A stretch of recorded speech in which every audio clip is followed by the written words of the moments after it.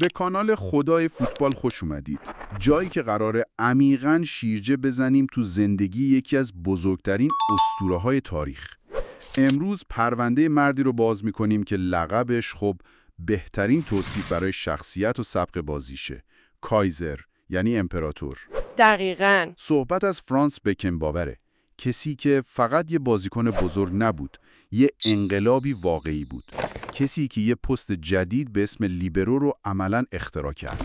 وقتی از بکنباور حرف میزنیم از وقار، از رهبری و ظرافت صحبت میکنیم. ببین اون تنها کسیه که تونسته هم به عنوان کاپیتان و هم سرمربی جام جهانی رو ببره. یه شخصیت واقعاً سلطنتی. قراره با هم سفری داشته باشیم به زندگی این امپراتور. از کوچه‌های پس از جنگ مونیخ شروع می‌کنیم، میرسیم به یه سیلی سرنوشت ساز که تاریخ بایرن مونیخ رو عوض کرد. و بعدش دوران طلایی و سلطنتش بر فوتبال اروپا. و در نهایت هم دوران مربیگری و حواشی مدیریتیش. پس اگه آماده اید اون دکمه لایک و سابسکرایب رو بزنید که بریم این پرونده جذاب رو باز کنیم. خب بیاین داستان رو از اول باز کنیم. فرانس بکنباور متولد 11 سپتامبر 1945، یعنی درست بعد از جنگ جهانی دوم تو مونیخ. توی خانواده کاملا معمولی. پدرش کارمند اداره پست بود. یعنی هیچ چیز خاصی تو شروع زندگیش نیست که بگی این قراره امپراتور فوتبال بشه. و نکته واقعا جالب اینجاست. چیزی که منو غافلگیر کرد این بود که اون تو نوجوانی طرفدار تیم مونیخ 1860 بوده، رقیب اصلی بایرن مونیخ. آره، تمام آرزوش این بوده که برای تیم محبوبش بازی کنه. بعد چی میشه که سر از بایرن در میاره؟ و اینجا دقیقاً همون نقطه‌ایه که سرنوشت وارد عمل میشه. سال 1958 بکنباور 13 سالشه. توی بازی جوانان با یکی از بازیکنای مونیخ 1860 درگیر میشه. درگیری لفظی؟ نه فیزیکی. اون بازیکن یه سیلی خیلی محکم بهش میزنه. عجب. همین یک سیلی. این اتفاق انقدر بهش بر میخوره که همونجا دستم میخوره که هیچ وقت برای اون تیم بازی نکنه. لج میکنه و تصمیم میگیره به رقیبشون یعنی بایرن مونیخ بپیونده. واقعاً؟ یعنی کل امپراتوری بایرن روی همین یک سیلی بنا شده؟ این فوق‌العاده است. دقیقاً. اون موقع بایرن تیم دوم شهر بود. اصلا قدرتی نداشت. این تصمیمش مثل این بود که یه پدیده پیشنهاد بارسلونا رو رد کنه بره اسپانیول. جالبه. ولی از همون اول مشخص بود یه رهبر ذاتیه. میگن توپ جوری به پاش میچسبید که انگار با یه نخ نامرئی وصل شده.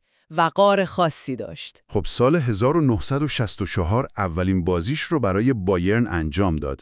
اون موقع تیم هنوز تو بوندسلیگا نبود. آره، و جالبه که تو اون بازی به عنوان وینگر چپ بازی کرد و گل هم زد. همون فصلم با بایرن اومدن بوندسلیگا. اما نقطه عطف دوران بازیش یه انقلاب تاکتیکی بود. مربیاش به خاطر دید فوق‌العاده‌ای که به کل زمین داشت، اونو از هافبک تهاجمی بردن عقب‌تر. بردنش به پستی به نام سویپر یا همون لیبرو. صبر کن، لیبرو قبل از بکنباور هم وجود داشت، درسته؟ بکنباور این پست رو از نو تعریف کرد. ببین، اون یه مدافع بازیساز بود. از عقب زمین با توپ حرکت می‌کرد، مدافعای حریف رو به هم می‌ریخت و با پاس‌های بلند و دقیقش حملات رو شروع می‌کرد. آها، یعنی دفاع رو تبدیل به نقطه شروع حمله می‌کرد. دقیقاً. همین نقش جدید بود که بهش لقب امپراتور رو داد. چون از عقب زمین کل ارکستر تیمش رو رهبری می‌کرد. و نماد این روحیه جنگندگی و فداکاریش رو میشه تو جام جهانی 1970 دید. بازی قرن مقابل ایتالیا. آره، تو اون بازی کتفش به شدت آسیب دید. استخون ترقواش شکست. یه مصدومیت وحشتناک. هر بازیکن دیگه‌ای بود تموم بود کارش، ولی آلمان تعویضاش تموم شده بود و اون تسلیم نشد. اصلاً. کاری کرد که یکی از نمادین‌ترین تصاویر تاریخ فوتبال شد. تصویرش با اون دستبند که دست شکستش رو به بدنش بسته. آره، دستش رو به بدنش بست و تا آخر بازی تو زمین موند. این تصویر برای همیشه تو تاریخ فوتبال حک شد. آلمان اون بازی رو باخت، ولی بکنباور تبدیل به یه قهرمان ملی شد. و خب دهه 1970 دهه سلطنت مطلق بکنباور بود. امپراتوری طلایی. با بایرن مونیخ 4 بار قهرمان بوندسلیگا شد ولی شاهکار اصلیشون 3 قهرمانی پشت سر هم تو جام باشگاه‌های اروپا بود. 74، 75 و 76. اون تیم بایرن با محوریت بکنباور، گرد مولر و سپ مایر یه قدرت بلامنازع تو اروپا بود. تیمی که فوتبالش حول هوش و رهبری امپراتورش از خط دفاع شکل می گرفت. در سطح ملی هم همینطور. سال 1972 آلمان رو قهرمان اروپا کرد. و اوج کارش جام جهانی 1974 تو خاک آلمان. فینال نبرد بین 2 نابغه بود. بکنباور مقابل یوهان کرایف و توتال فوتبال هلند. اون بازی یه تقابل فلسفه ها بود. نظم و قدرت آلمانی در برابر خلاقیت و هرج و مرج زیبای توتال فوتبال. خب چطور تونست کرایف رو مهار کنه؟ چون توتال فوتبال یعنی هیچ کس پست ثابتی نداره. دقیقاً.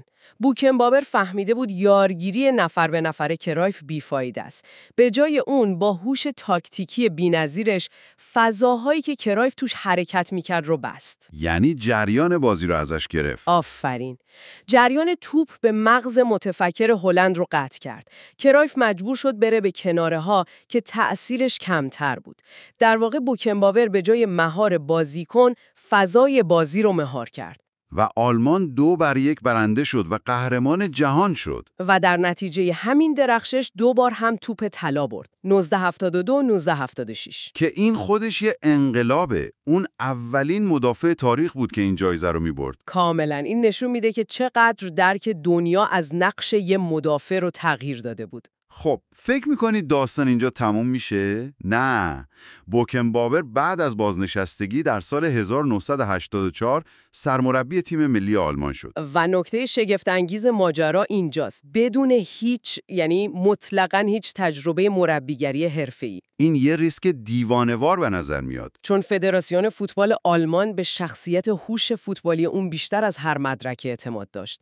اونا دنبال یه رهبر بودن. و تقریباً هم جواب داد. تو جام جهانی 1986 تیم رو به فینال رسوند.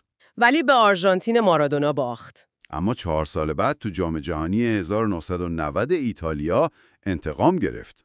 دوباره آلمان و آرژانتین تو فینال. و این بار آلمان برنده شد و قهرمان شد. با این قهرمانی بوکنباور دومین نفر تاریخ شد که هم به عنوان بازیکن و هم مربی جام جهانی رو برده. یه دستاورد تقریباً بی‌نظیر. بعد از اون هم که به بایرن برگشت و تو نقش‌های مدیریتی باشگاه رو به یه غول اقتصادی تبدیل کرد. بر ریاست کمیته برگزاری جام جهانی 2006 آلمان را به عهده گرفت که یه تورنمنت فوق‌العاده موفق بود. اما اینجا یه سوال مهم پیش میاد. کارنامه مدیریتیش بدون لکه نبود، درسته؟ درسته. سال 2015 تحقیقاتی شروع شد که نشون میداد برای گرفتن میزبانی جام جهانی 2006 ممکنه پرداخت‌های غیرقانونی انجام شده باشه. و اسم بوکنباور هم وسط این پرونده بود. بله، هرچند اون همیشه این اتهامات رو رد کرد، ولی خب این حواشی فساد یه سایه تاریکی روی میراث مدیریتیش انداخت و اعتبارش رو خدشه‌دار کرد. پس این بخش پیچیده و تاریک داستان امپراتوره. درسته. پس در نهایت فرانس بکنباور کی بود؟ یه بازیکن بزرگ، یه کاپیتان افسانه‌ای، یه مربی قهرمان جهان و یه مدیر قدرتمند. و یه انقلابی. میراث اصلی اون فراتر از جام هاست. او به ما یاد داد که یک مدافع هم میتونه هنرمند و مغز متفکر تیم باشه. بکنباور به ما نشون داد که یه امپراتور چطور میتونه از قلب دفاع یه امپراتوری بسازه. اما همونطور که دیدیم زندگی یه امپراتور به ندرت بدون پیچیدگی و حاشیه است. و این ما رو به فکر فرو میبره. آیا برای رسیدن به عظمت چنین پیچیدگی‌هایی اجتناب ناپذیرن؟ یک میراث بی‌نقص واقعاً یعنی چی؟ ممنون که توی این تحلیل عمیق با ما در کانال خدای فوتبال همراه بودید. اگه از این ویدیو لذت بردید حتما لایک کنید. نظرتون رو درباره کایزر تو کامنت ها برامون بنویسید و کانال رو سابسکرایب کنید تا ویدیوهای بعدی ما رو از دست ندید.